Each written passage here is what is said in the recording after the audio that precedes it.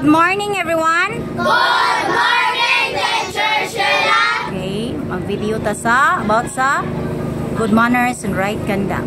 Okay, sit down. So, sama sa atong kuan mga pila ka buwan na ngagi, atong balikod ang mayong pamatasan. Unsa gani ito? Sa kay mga mayong pamatasan? Saman? Ha?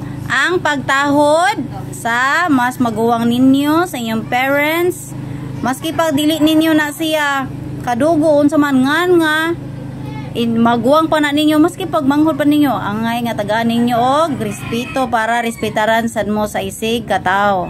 Tinuod eh. Oh. For example, kung naay idunol si ko, anong sa may imuang kung na kay ipadunol de unsa may istorya nimo? Mamalihog og unsay sumpay pagid, pasalamat og kanaway sapayan or you're welcome na sa English.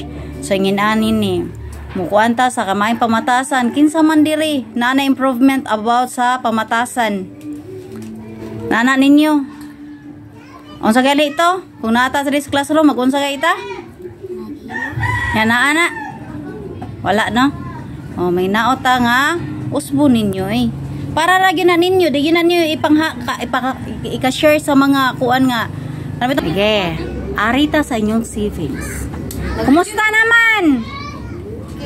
Ang nakasend nako sa savings last month is si James, Princess, Chloe, Angeline, Kissy, RV, Chanchan. Pero ka Chanchan, wala ko na-update kay walay picture. Nga, Juliet and Gina. Kana. Og, turay, nag-smile. Si Julia.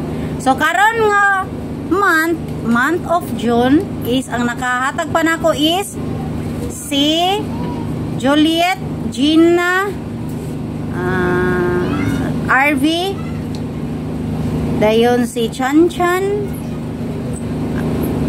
Angeline, nakatag na kano? Angeline and Kissy, unom. Ikakuan si Ilame, ikapituan na nga kuan. Og ikaw, musenday sad ka? Ay, minsan na ka? Oh, ako idungan karon. Kanin ni ang kinsay wa kakuan. Gisa kitong gibangayuhan katong katong gipili na ko adtong live. Musta?